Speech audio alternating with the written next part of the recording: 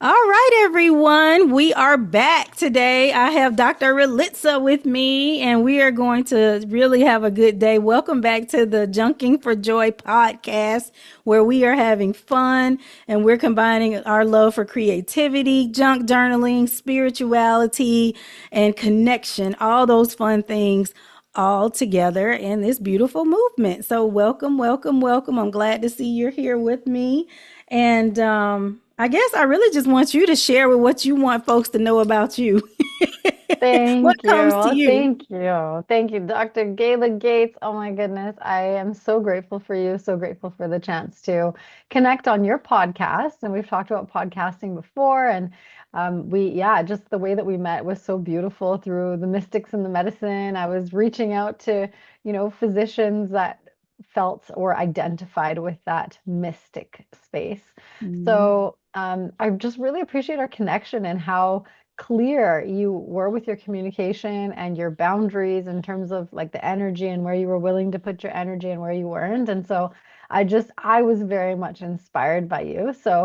I love that we're on your podcast together and sharing this light and love and color with the world. I just appreciate you so, so much. So thank you for having me here.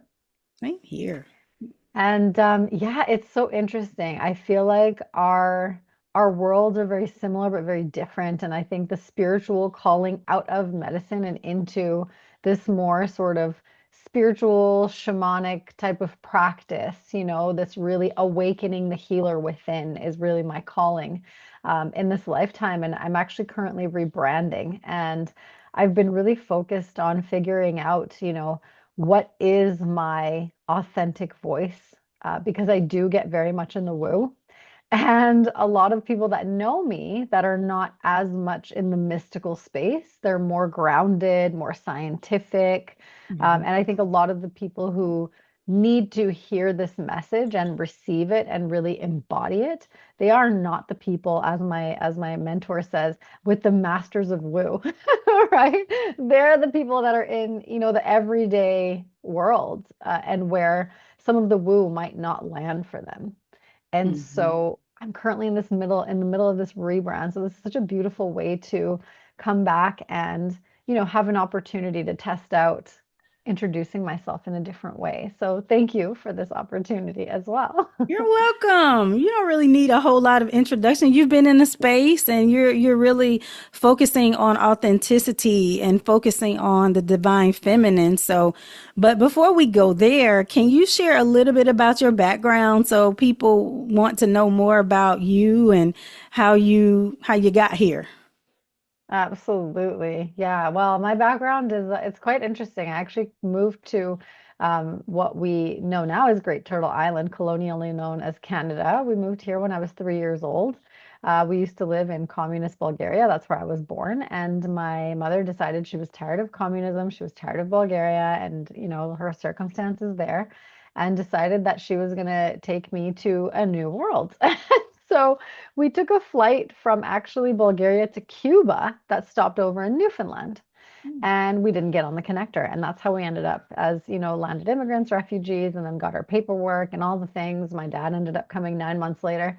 But I've basically been moving my whole life. And so without ever planting deep roots anywhere, I think I've just become accustomed to being a chameleon, right? And especially as a Virgo, we're very sensitive to other people's energies. We kind of, mold into whatever environment we're in. And so because I've moved so much, and I mean, I did medical school in Aruba and in the United States, in Texas and Atlanta. We were right down the street from each other and we Hmm. didn't even know it. I know. And then moving back to Canada after medical school, I met, my husband at the time, ex-husband now, but we met in Atlanta, and then I had my son in Canada. We moved to DC, and then I moved back to Aruba to teach.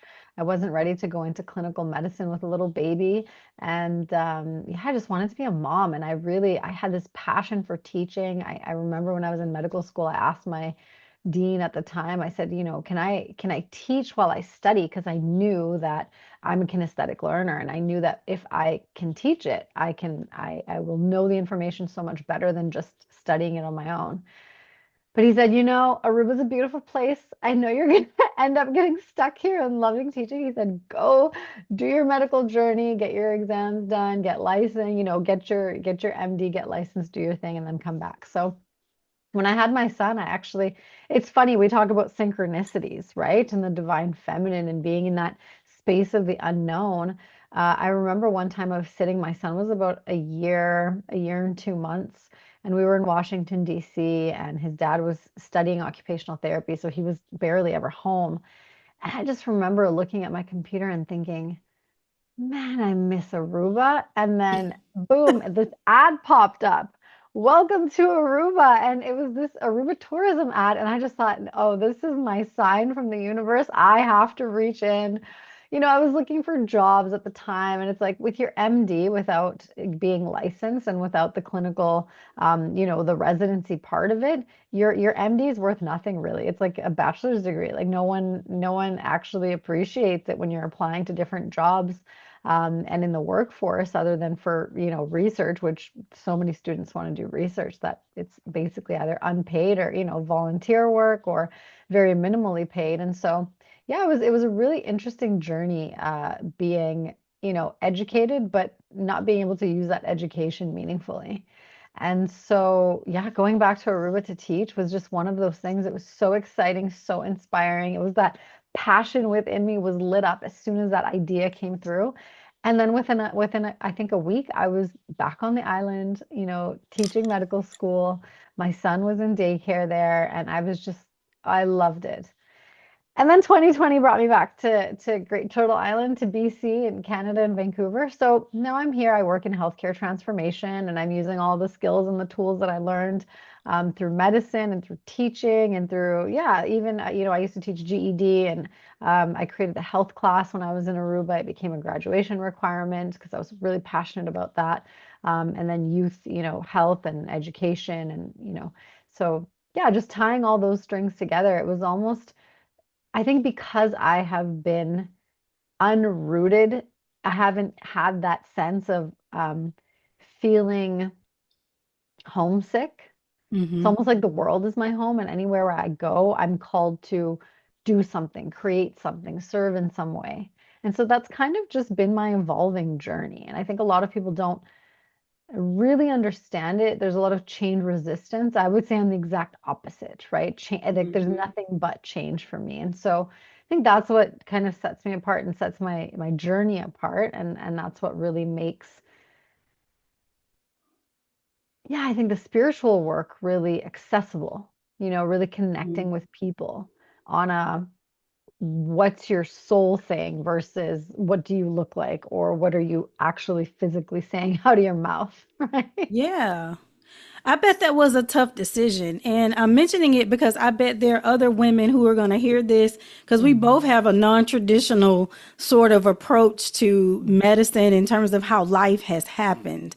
And it Mhm. sounds like you were in response to, you put the information out there and then it comes back to you and you're like, oh no, wait, I'm supposed to go and do something else. I'm not supposed to be, following this traditional path. And that was in your Mhm. soul, being a mom and wanting to listen to that part of who you are, because you can imagine if you had gone a different route, I'm sure you would have had a different type of connection to your child. So, it was a decision that you had to make, a soul decision, or probably a Mhm. mama decision, I would think, from the heart. Mhm. And but I'm sure there are going to be people who are going to be making that decision right now, or if it's not that same decision, like, do I go on with the way I'm going?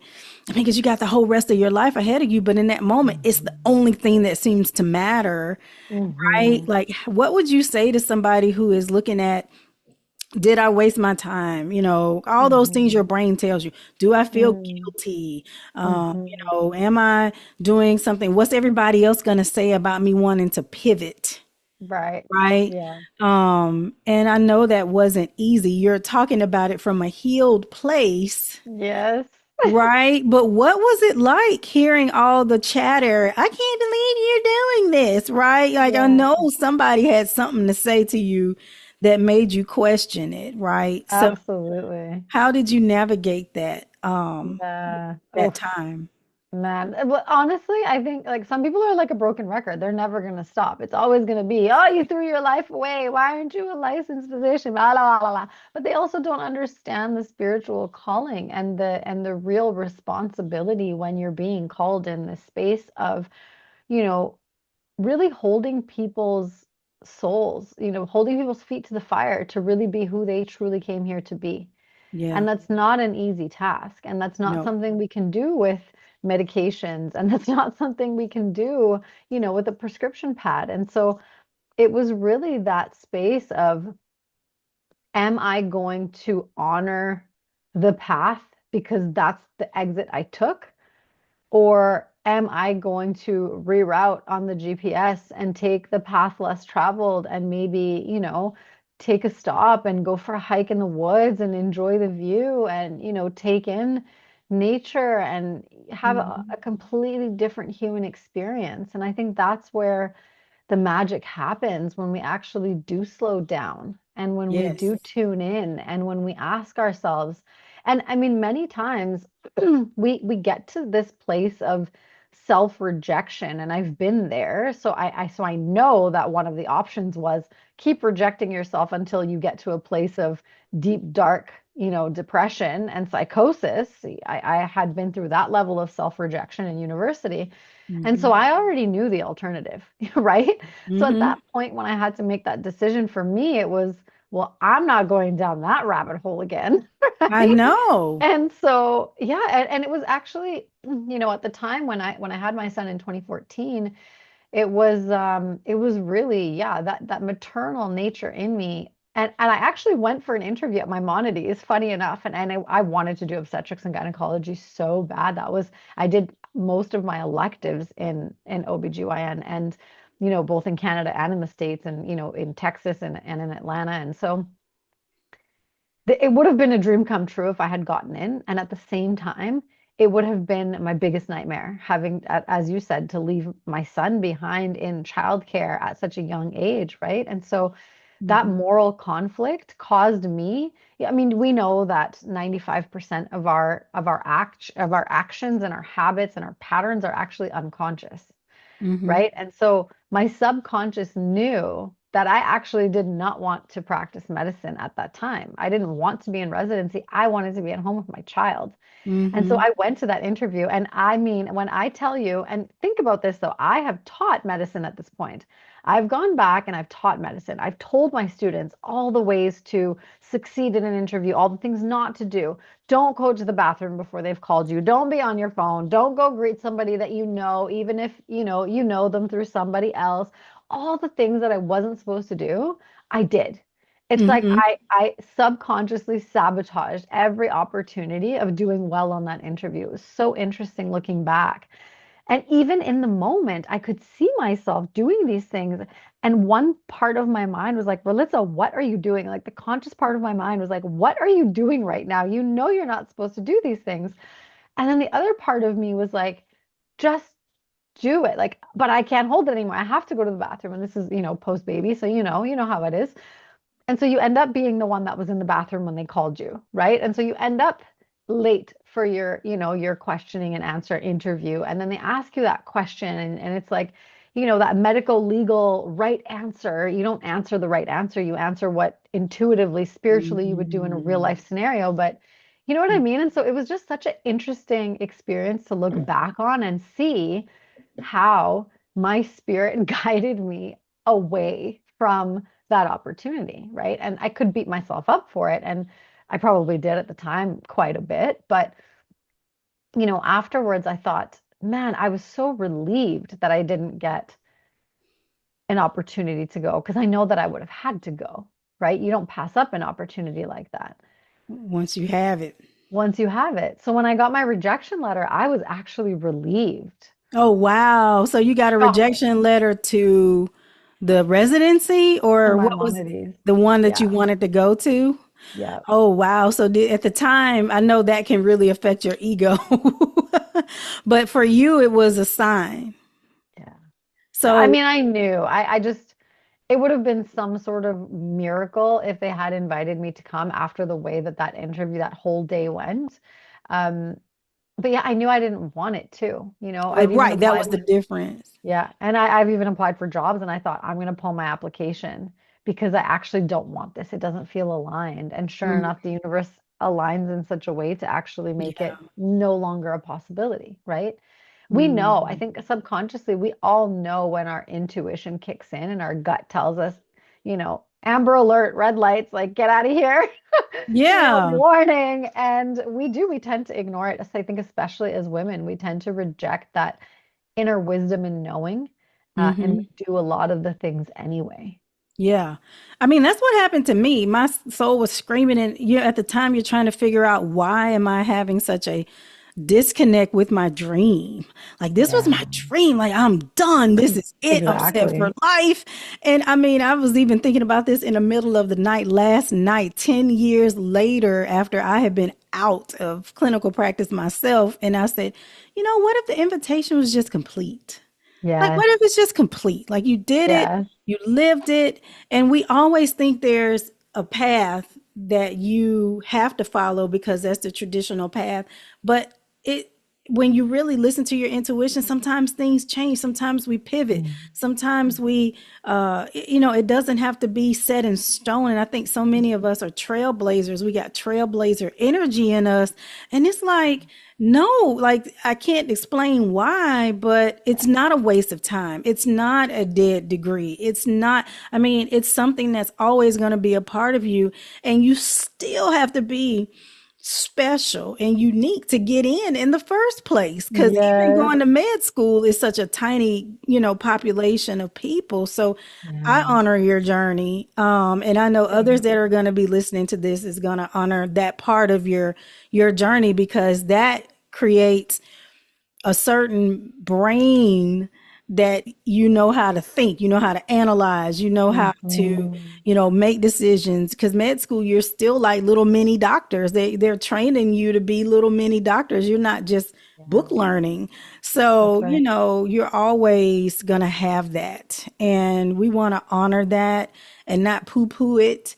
But what it did do is unlock another chapter and Mhm. unlock the spiritual part about who we are and Mhm. following that route. And that kind of brings us to what we wanted to talk about today, which is more the feminine, the divine feminine piece of who we've become once we kind of, because medicine is masculine. It's Mhm. so masculine, and you don't even realize that you're kind of like losing some of that part of who we are. And there's the feminine from a biological, which we can talk about, right? And then there's the feminine energy, which is That's very different. right.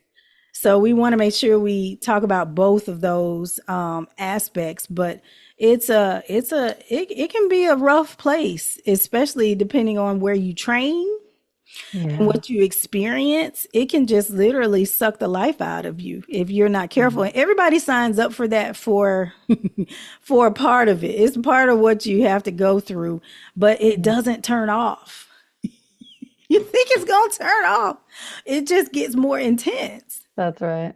And then when Yeah. you finish your training, you go into practice and it's more intense. Right. So Yeah. it doesn't change. So it's just a matter of, are you signing up for that part or not? So, Mhm. how many of us are in that masculine and don't know how to turn it off? And you don't know how to turn it off until you're out of it. You don't even Mm. realize it's a problem because That's right. everybody's in it. Well, and it's not a problem. You can't, it's almost like you can't succeed without it. So the feminine is seen as a problem unless you know how to have that divine union and Right. balance and harmony within yourself in such a masculine driven sort of society or environment, right? Because it's Yeah. constant. I mean, you can't, you know, listen to your body's needs when you have an exam the next day, or when you're on 24-hour call and then clinic the next day, and then some other surgeon pulls you in and it's been 48 hours since you slept. Like, there's no such thing as honoring Mm-hmm. ourselves in that kind of environment. And so, yeah, it's really interesting. You bring up a beautiful point.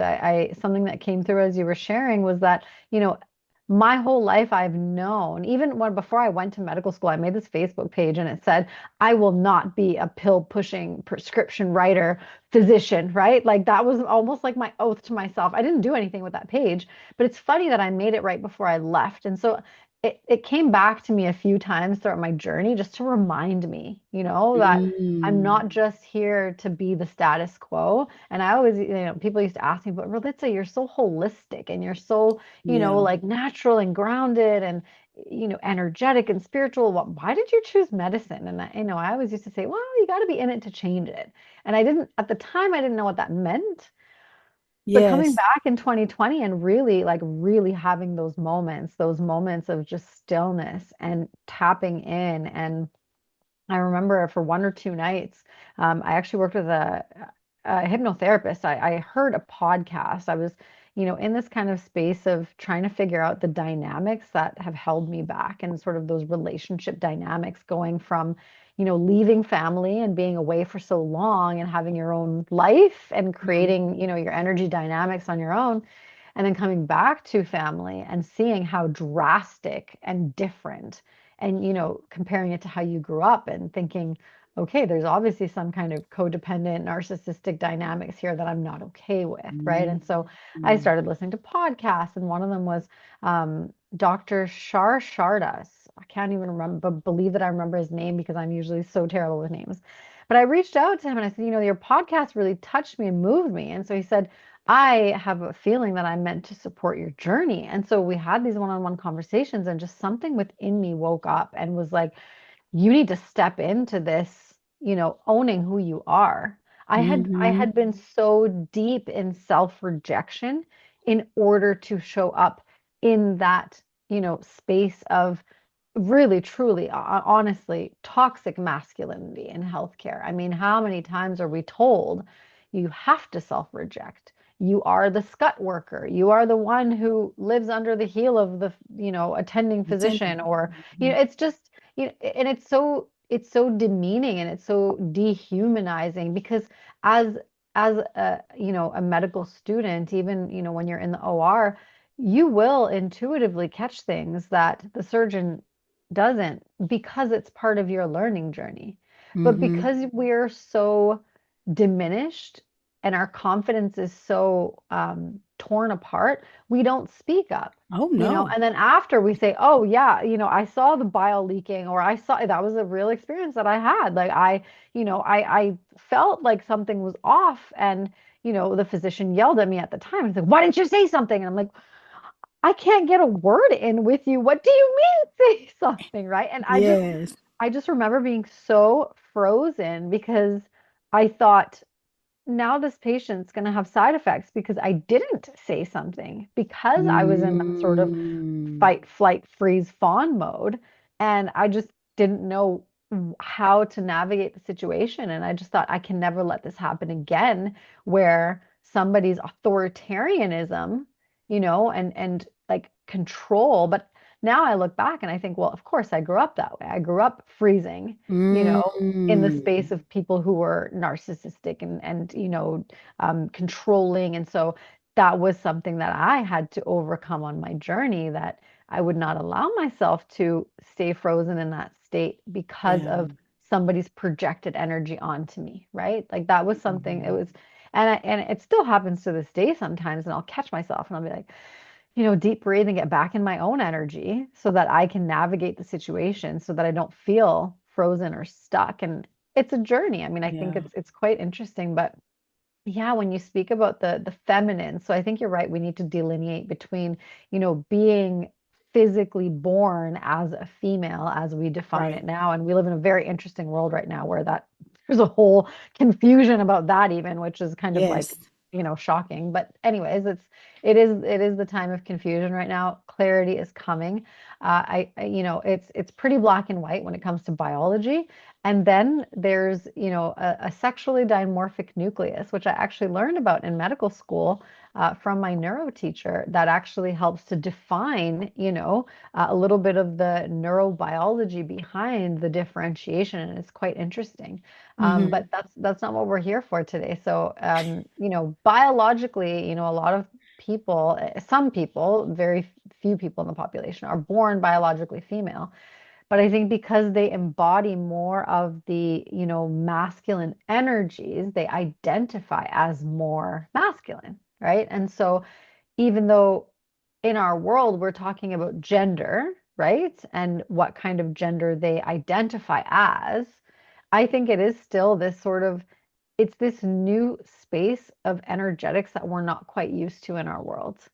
And there are a lot of people who came two spirited, right? Who would neither identify as male or female, or they identify as both male or female, right? Yeah. And so it's interesting to navigate that sort of our 3D physical existence versus the energies that move through all of us, right? All of Right. us have masculine and feminine energies. Right. And so Right. I think that's what's more important to talk about is being whole in yourself, Yes. however you choose to, define, however, whatever your sexual orientation is. I think the real conversation becomes powerful when we talk about the energies that we embody, right? Are we Right. going to be in our masculine or are we going to be in our feminine? And where is that harmony? How do we create Right. that harmony? Right. The word balance is what was coming to me. And we've been off balance for so long that masculine, that energy that you need to get forward, to push forward, to create, to do, to, manifest, Yeah. to, all of those things that we talk about. But then there's that feminine piece, that's that softness, that nurturing, the resting. For me, it's like, how do we rest? Can we teach people to rest? Truly rest, really, Yes. and be more in that the quiet strength, the womb, the dark part about the manifestation process that we don't think about, right? That we think is it's not happening, it's not happening. They always talk about the analogy of the seed that you put in the ground and then you're kind of digging it up to see. That'd probably be me. I'll be Destroying looking all the out at roots, every destroying day, like, everything. is it growing yet? Is it growing yet? Like, what's taking it so long? So that Yes, feminine piece that, many of us, we were either coached out of it or lived in an environment where you needed the push, but maybe not needed it to a place of where you're alone or where you're not, able to be your own advocate, hmm or you're too much your own advocate and you can't get help. Like, right. it's just Yeah. this balance of all of it. hmm So I think that, when we're talking about our divinity, we have to bring in that other piece of us that sometimes we don't even know, or if it's just been switched off, or you don't, quite have the support that you need to switch it on and feel safe. That's right. Feel safe in it because you need safety to Yeah. turn the fight or flight off, hmm right? So that you can actually start functioning in your femininity. I can never say Yeah. that right. In your divine feminine. I mean, yeah, totally. Absolutely. You're It's absolutely like a right. word, I never say that right. You're So absolutely right. yeah. And it's such an interesting thing too, because I think when we're in that state of overdrive, like I mean, Yeah. there's the being and the doing. Just really simplifying masculine and feminine energy. A lot of people don't like identifying them as, sexual orientation or sexual, opposites, the duality of masculine and feminine. So sometimes I call it the doing energy and the being energy, right? So Yeah. our human doing is that masculine, right? It's very logical, very practical, very reasoning, very knowledge based, very, Hmm. it's very zeros and ones kind of coding language, right? And it is the doing. It is actually getting up to do the thing. And if you think about having goals or having ambitions or, wanting to get anything done in the day, we need that energy. Right. That's the divine masculine, right? But then there's the toxic masculine where we get aggressive and when we get, when we have to push through to the point of burnout, where we become controlling instead of organized. Do you know what I mean? And so there's Hmm. a fine line sometimes, and depending on the space that you're in, where you go from the divine into the toxic, right? And then there's, Yes. there's also the feminine. There's the feminine is the being, right? That energy of Right. like, now it's like the soft girl era. I'm just gonna be and everything's gonna come to me. It's like, yes, the feminine magnetizes, right? Where the masculine manifests, The feminine magnetizes. We bring it to us through self-honor, through rest, through real that visualization and attraction, right? That is part of the feminine. And Mhm. at the same time, like a lot of people say that are out there dating, like you can't just sit back at home and expect Prince Charming to break through your window and find you at home, right? Like that's just not going to happen. And so there is a beautiful balance. And then, and then the feminine can Mhm. actually, we talk about the feminine as if it's this like soft, airy, beautiful. No, but the feminine can actually be destructive too. Like, we Oh think yeah. about that Kali energy and we need to Oh yeah. destroy things sometimes. We need to burn things down in order to recreate. And so, people don't think of the feminine as powerful, but power actually lives in the feminine energy. So it's really Mhm. interesting when we're able to create harmony from our, that divine feminine when it comes through, and then move that into the masculine, right? And I think that's the important part is creating that divine union within. And I think for, the majority of my coaching until now, it's been a lot of, okay, that calling to get women back into their feminine. And so the heavy focus has been no, we are not going to have an agenda. No, you're not going to have homework. No, I'm not going to tell you in advance what we're doing because I want you to learn to be okay in the unknown because that Yeah. is the Yeah. feminine's power is that I'm so safe in the unknown because I know that everything is Right. possible, right? Right. Right. It And it's is. so uncomfortable for so many people because Of we've come course. from this hyper masculine society and environment that Yeah. it's like, women have given me feedback on my courses and have said, I want more structural. I want this and I want that. And I'm like, yep, that's why you're here. Kind of the Exactly. point. It's the opposite. Right. It's kind of like show up and see what comes out today, which we do so well. We're like, Yes. we don't know what we kind of had a broad idea of what we're going to talk about. And I was like, listen, I'm just going to hit record and let's just roll and see what comes through. Cause that to me is fun. It's in the moment. We're both very intuitive beings. And I know Mhm. you are very intuitive. And so it's just like, how do I want to share this today? What's coming through and going from there. And so you talked about, your experience of it.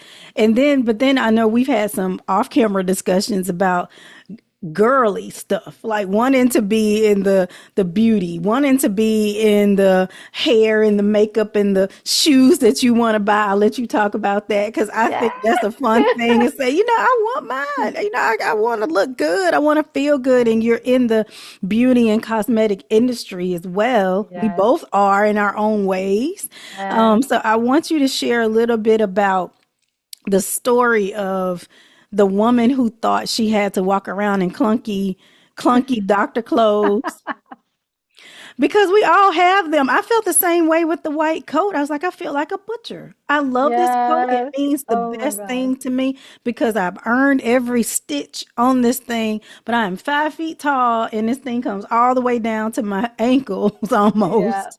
And I just felt kind of swallowed up by it. And I never Yeah. will forget, I had an attending. She was an OBGYN and she was so beautiful and she had a kind of a petite frame, but she was the only physician who wore like a 3/4 length coat and it was Mm. tailored to her. I don't know if she just, that's the coat she chose to buy. And, especially as attending, she had that ability to get what she needed. But I just Mhm. remember thinking that's going to be me. I want something that fits more, and even the clothes that I chose to wear were things that, I had gotten to a place where I got depressed because I had gained so much weight in residency. The Mhm. only thing I could fit was black, brown, and gray. And I was Mm. in and look and be comfortable. I wore support stockings every single day, and I wore dance goes or Sanita shoes because I needed the clog because I was on my feet all day, which most of us are. Mhm. And so I was like, let me find the cutest ones I can find to match, this wardrobe. But it seems like I could never feel real good in it because I was just chronically tired. Yes. and the inside and the outside, I could just not get a line. So I think you had a very similar story about watching, female physicians, and then you saw one that was different. So talk about that real quick. I think it's Yeah, funny. thank you. It's Thank you for true. sharing that. It's such an interesting journey being in medicine as a woman, actually, when we think about it. And I remember when I was getting scrubs when I was in med school, I went to the store to get scrubs and they basically said, "Oh no, those are scrubs for nurses, not for doctors." The little tailored, cute The ones. cute ones. Uh-huh. The cute, colorful ones. And I'm like, "Well, I'm Yeah. not a nurse, I'm a physician." And they're like, "Well, not Here's the over blue here. ones. You're gonna have to wear the square boxy ones from the hospital, right? Because you have to change in the Yeah. hospital anyway." And so, yeah, it's such an interesting journey. And I thought, I guess I have to give up, having nice nails. And I'm Bulgarian. I mean, we love Yeah. fashion. And it's not about like the latest fashion and trends and all of that, but put something on and it looks good on you, right? Like put some clothes on that you Right. feel good in. It doesn't have to necessarily be a dress or super, fancy or anything like that, but Cute. there's just something about expressing yourself in the clothes that make you feel good, right? Just like you love Hmm. color, Oh, right? There yes. are certain clothes that really support our embodiment of our authenticity. That is what it is. And so, Hmm. yeah, when I was in medical school, I just thought, okay, I guess I have to give up yet another part of myself, which Mm. is that part that loves to dress up. I love to be in heels. I love to have Yeah. my nails done. I used to do my own nails in medical school. I did, I remember we went to the Pelican Pier to watch the Barcelona game, and I did my own like little Barcelona flags on my nails. I was so talented in those things. And so that's actually what, one of my teachers said, you should do microsurgery. You'd be really good at that because you're so precise in those fine details. And so I just used to think it's not really fair. I guess I'll just be my real self on the weekends when I'm not on call in the hospital. I And I'll put love that. on, like this fake show during the week to be a doctor. Like it just didn't make any sense.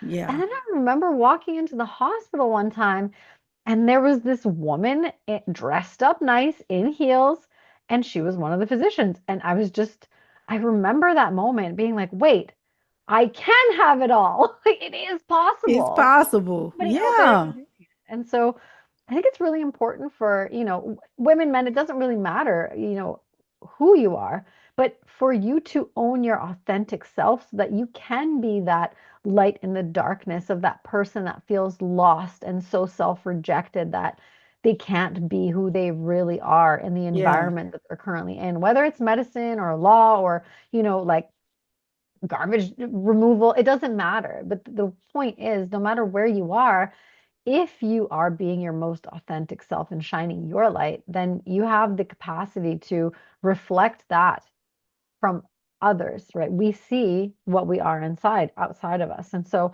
that little piece of inspiration showed me that no, I don't have to completely self-reject to follow this path Mhm. of becoming a physician. Yeah. Yeah. You saw so many things that made you question it along the way, so many things about it made you you. And so, have you had fun just being your full expressive self since all of this, and doing what you do now? You feel good about it now? That's Or a is there really interesting more? question. That's a really interesting question because I mean, so when I went back to teach, I was the youngest teacher in Yeah. in the medical school, right? And so a lot of the teachers had come from clinical practice, whether if it was from India or America or wherever, and had come back to Aruba. And so they were either a little bit older than me or more in that sort of, they naturally dressed, um, I guess let's say less fashionable, right? Yeah. Less More feminine, conservative. Yeah. more conservative. And so I had to, for me, I had to dress myself down to be more conservative, more professional. And so even though, I mean, if you look Hmm. at pictures of me then, I looked great, right? I was owning all of the fashion, all of the things. I would have my pencil skirts, my long, like knee-length pencil skirts and my, you Yeah. know, blazer and all the things and my heels. Oh my God, I had so many pairs of heels. And so yeah, no, I definitely, I mean, I rocked it even when I taught medicine, but it was a little bit of that kind of identity thing because my students were anywhere between the ages of, you know, 16, 17 in pre-med all the way to like 40s, 50s. I even taught GED at night. So, you know, I taught all ages, and there was a little bit of that, you know, you have to fit the form of Hmm. the role Oh that you're yeah. embodying right now, you know? Oh And yeah. so it wasn't until much more recently that I said, you know what? To hell with like F it. I'm just gonna do what feels good for me, right? Hmm. And so yeah, I mean I think it's always I think depending on your journey, right, there's always going to be that moment. For me, it's authenticity. How can I be Hmm. even more authentic today, right? That word Yes. came in 2020 when I doubled down and I said, what is the thing that I am meant to speak about, to be the stand for in this world? And it really Hmm. was that it came through so clearly, authenticity. And it was, you know, there's always a different word of the year. You know, this year is audacity, right? The audacity to create integrity because we're in such a space right now that creating integrity is actually quite challenging. I don't know if you've felt this too, but things are shifting so drastically in our world that it's like there's so much coming and we're so desensitized to things that are just so far from integrity. It's unbelievable. So it's almost like to me the word for this year was audacity, but the underlying foundation is always authenticity. Audacity to be authentic. Yeah. And Yeah. we have Yeah. to have safety for that. And that's something that we could all work on as humans is to be, try our best to be less judgmental and to offer safety to people and safety to each other. That's what I hope everyone feels on this podcast and on this experience with me, to be safe and to have these discussions that are maybe a little bit deeper than the traditional discussions, because I felt like we need them. They're the most interesting to me. But then Yeah. there's this other piece of like, hey, we still like some of the things that aren't necessarily going to be the deepest. We enjoy our makeup. We enjoy our skincare. We enjoy our, getting our hair done and our, nails or whatever. We That's right. enjoy being girls. At the same time, we have this inner part of us that wants to keep moving and flowing. So we don't want to be so deep that we fall off the edge. We want to That's pull right. back a little bit in our feminine, and enjoy being some of the girly stuff, and enjoy some of the things that makes us feel beautiful. So that's the last piece I want to discuss, is about feeling beautiful, feeling, like we both like putting on our makeup and doing, I mean, it's my Yeah. favorite thing to do is to Yeah. put on my makeup and figure out what I'm gonna wear. I guess it's the Leo Yes. in me too, whatever. But tell us a little bit about your skincare, because I see you have products there. You've been, coaching and running programs to help people in there, become more authentic and more feminine. So Mhm. tell me a little bit about what made you want to shift and offer some of these services that you're offering to now. Thank you. Yeah, that's a beautiful question. So it's interesting because the journey into coaching was, to me, very clear that I go very deep, very fast with people, right? And so I think Yeah. sometimes when we get into that spiritual space, it's very easy to get in that realm of spiritual bypassing and kind of like neglecting our human experience. So I really love that you said that part about how important it is to actually honor, you know, even though we judge it as 3D or, you know, materialistic or whatever that is. Like for me, it's buying the Christian Louboutins. It's always been that thing. And for me, it's not actually about the shoe or the brand or any of that.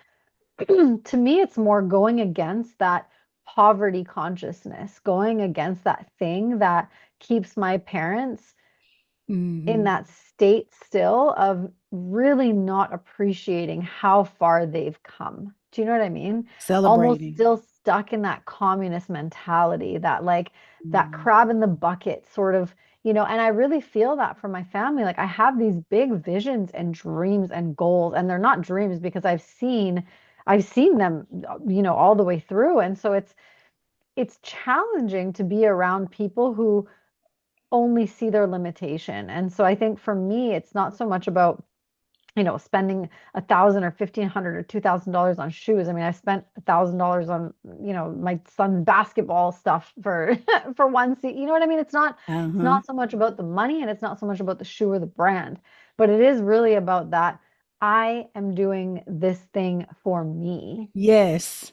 so that I can feel embodied on my walk in life. Whatever it might be, right? But like those shoes to me signify the woman who walks and doors open. Do you know what I mean? That embodiment, that Yeah. sense of grace, that ability to just show up and things are just, they just are. Yeah. That is what it means to me. And coming from this place of, being controlled and micromanaged and this can't happen. And I'm the person that brings a solution to every problem. And I grew up with people who bring a problem to every solution, right? And so it Hmm. represents so much more than just a pair of shoes. Yeah. I love that. It's fun because so many people wear them and or just wear a certain type of fashion or wear, a certain type of makeup or whatever and or hair and it Mhm. identifies who they are versus I guess accessorizes them or Mhm. adds to who you are, not make you who you are. So Right. I love, we can talk a whole conversation about just why you want to get them, what they mean to you, I mean, I just can't wait to see like your journaling about like what it means to have, to purchase it. And we had an off camera conversation or we were on camera in another conversation, I guess I That's should say right. on one of your meetings talking Mhm. about my trip to Hawaii, and Mhm. buying we were talking about flying first class and, just all of these luxury experiences and how women have been dogged out for spending money and for, purchasing things. But I think we're movers of energy. It's like we create and then we want to move it. And That's right. so, we can move that frequency of money. I don't know. It's almost like a part of who we all are. Like, oh yeah, I know exactly what to kind of do with it or what I would like to do with it. So thank you for opening up that door for women who may just want a little permission to just do something fun for themselves that makes them feel more feminine. Or if you're in a very professional career that you feel like is sucking the feminine energy out of you, Mhm. give yourself permission to go and find something beautiful for yourself and wear it underneath. Or if you're in a uniform, right? We have people who Mhm. have to wear uniforms to work and they never, they have to wear their hair a certain way or whatever. It can be a life draining or soul draining experience for you. So maybe it's time to shift. And that's okay Mhm. if you do, if you want to shift. So, is there Mhm. anything else you'd like to share that we haven't kind of addressed that you feel your soul wants to move and talk Yeah, about I today? love that. I love that, Gayla. What you just said about the permission slips. So I give permission slips to my clients. I have this little baggie of permission slips and I pull one out.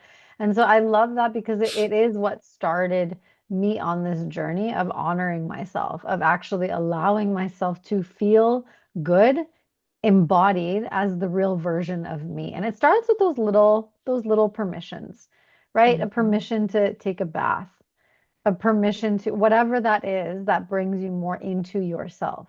Yeah. Maybe it's journaling, maybe it's taking a walk, maybe it's doing nothing at all, maybe it's snoozing that alarm or not even setting an alarm, right? And some people quite realistically, I mean in our world right now, it's a very energetic time that we're in. And so there are a lot of people who came here to feel. And so I just want to honor and witness those people who are feeling heavy right now, who are feeling it all, because there's a lot to feel right now.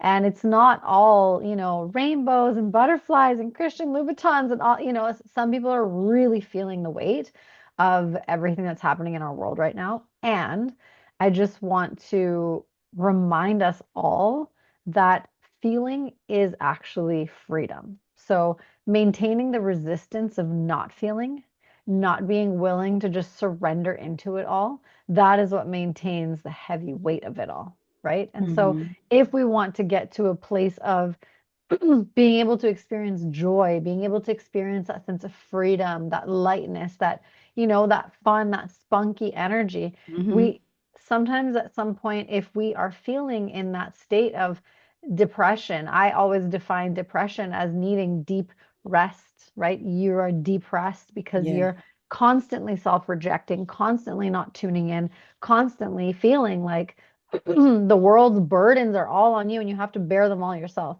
But the truth is, first of all, you are never alone.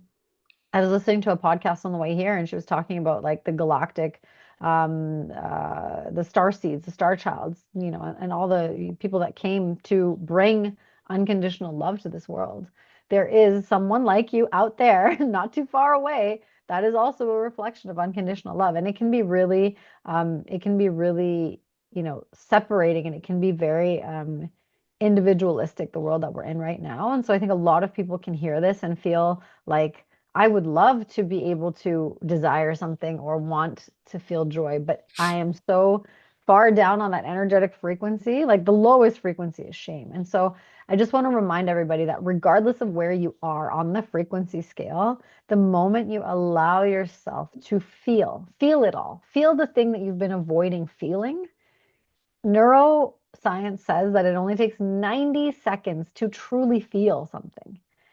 And Hmm. so if you're not feeling joy, it's probably because you're avoiding all those other feelings that you're not willing to feel, right? Yeah. And then once you do feel, and once you let yourself just sit in it for a moment and express, then you'll get to take that deep breath. Then you'll get to, oh, okay, now I'm at a place where, oh, creativity kicks back in, like going back to that time of when I went through that deep depression and psychosis, what brought me out of it was doing those creative things. I went to this store next, it popped up out of nowhere, of course, synchronistically.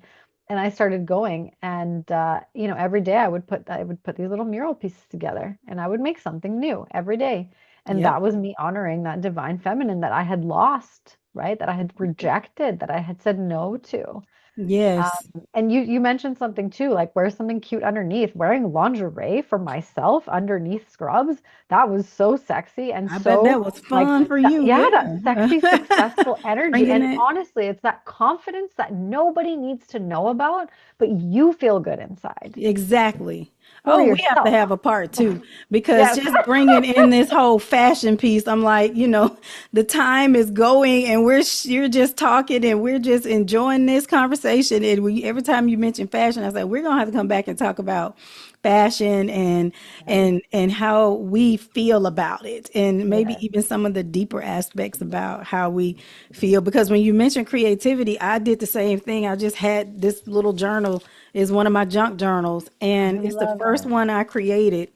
And I thought about it when you mentioned after you went through what you went through with depression. That's almost the exact same thing I walked. And Wow. it really is, and as much of it as I had. And this has been the vehicle that has pulled me out Yes. as well. And this is just the first one. And I think that's where Junkin' for Joy came from because I was so out of it. But we're functionally in that depression. It's, I was a little bit non-functional for a while. I mean, I was taking care of myself, but mentally I was so out of it. Yes. And people may never realize until it really hits the fan. So Yes. thank you for mentioning that. And if somebody is experiencing, get help, get some help for yourself because we're not here to offer any medical advice to anyone. We're speaking from our personal experience, but get somebody to help you, hire a coach or a therapist, or obviously if somebody's really suffering, they have to immediately get help somewhere, go to a Absolutely. hospital or call 911 or whatever you need to do because it's no joke. Your mental health, your is priceless. So the And it's a last moment, and it's a moment in time. I want to say that 911 call, it is the most selfless thing that you will do. Because I've been in that place where, you don't want to be selfish. You don't want to bother people. with your sadness, right? Yeah. But you'll never bother somebody whose life mission it is to support Hmm. people that are in this state. You will make their life's work Yeah, meaningful when you that's call and true. say, I need help right It's now. true. So, don't ever feel like you're a burden because I know it's easy to feel like a burden when you're in that state. And I just want to tell you that you are so loved, you are so appreciated, Mhm. and you are so needed on this planet because I really do believe every single one of us has such a deep, divine, beautiful purpose that if Mhm. you're hearing this or seeing this right now and you feel that you're at a loss, please call for help. You Mhm. will come on the other side and you'll look back and you'll say, wow, I'm really I glad that I made took it. that step. Yeah. Yeah. That's where the lessons are, like on the other side of it. That's where the wisdom, I shouldn't say lessons, the wisdom is. It comes through the pain and it comes through, after when I went through shaman training, it's like, you hear about shamans being struck by lightning. Like that's how if you live through it, it's like that's how you're here to do something amazing. And a lot of these spiritual paths that we walk are not the easiest. So we know that we are here for those who are the ones to move their family forward, like what you did it with your family. So, Mhm. um, my last question to you is what brings you joy? What brings you joy? Mm. Seeing people get to that aha moment. You know that moment where you're like, aha, I get like that's the thing. That awakening, that passion, that fire that gets lit within people, that synchronicity, those full body chills, that we get Mhm. as support, that brings me so much joy. And I mean, of course, seeing my son happy and laughing and having fun with his friends and, really being in his essence where he's not being told, stop telling jokes and you're too loud and at school, where he really gets to be who he really Gets is. to Like that thrive. just brings me so much joy. So thank Yeah. you. Well, Yeah, that's a great good. question. What brings you joy, Kayla? What brings me joy? Oh, I Yes. love answering this question. Um, See, um, that is so beautiful. Oh yeah, laughter, fun, color, fashion, friends. I love spending money, using money, investing money. I love moving it in the world, however I can, and just in really, I get joy from my junk journaling. I get joy from.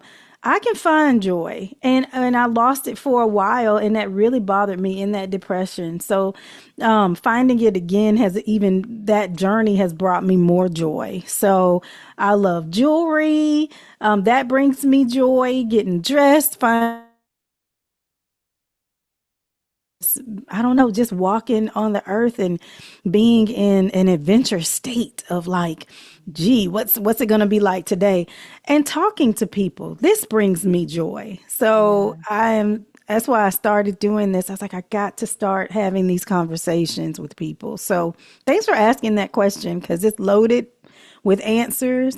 And I'll say this as we close, if you're listening and you don't know what brings you joy, that question we'll be asking on every one of these episodes because everybody experiences joy in different ways. But we really want to think about that and journal. Take some time to journal. What truly brings me joy? And if you feel like you've lost your joy, if you feel like you are in a major life transition, reach out to me because that's the type of work I do. I actually help people find their joy again. And Dr. Ralitza, tell people how they can find you because you're helping people be more authentic in their lives. And you have several different programs. I know you're rebranding, but still tell people how they can find you and what you can help them with. Absolutely. Thank you so much, Gayla. And thank you for bringing more joy into our world because we absolutely need it. And I think our world is starved for joy a little bit right now. And so thank you for doing the work that you do. It is so, so important. Yeah, for me, it's really, P3 alchemy is the methodology that came through, and it is really helping people to find their passion, which then that is our life force energy. It starts to move us, and then we realize, oh, this is my purpose. and then we get to live to that full potential. So that's what the P3 alchemy stands for, and that's the, Mhm. sort of the underlying pillars of the way that I do what I do. And so regardless of the rebrand, it's going to be more about owning, that sort of physician scientist, very crystal clear. I may go in the direction of, that codependent narcissistic, just because it's been calling to write a couple of books. Yeah, Um, do about that that. dynamic, because I think, it's still not in an empowered way that it's being presented to the world. And growing up with someone who, is has been labeled by therapists, and I've been told, this is narcissistic abuse. When you're in it, you don't see it. And so that might be the niche that I Mm. that I end up focusing on in this next chapter.